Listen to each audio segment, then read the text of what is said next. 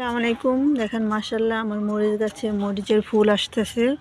তো এখন আমি নিচে যে অনেক ঠাল হয়েছে অনেক এগুলো ছেটে দেব,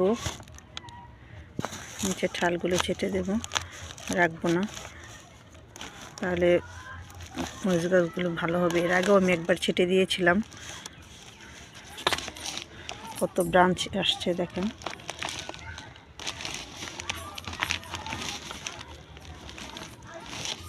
এভাবে ঠালগুলো ছেটে দিলে মরিচ গাছের মাশাআল্লাহ তাহলে উপরে যে মরিচগুলো আসবে খুব ভালো হবে।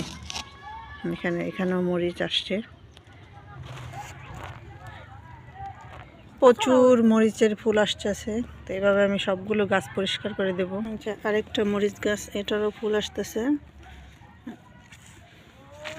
তো এটারও আমি নিচ থেকে পরিষ্কার করে দেব।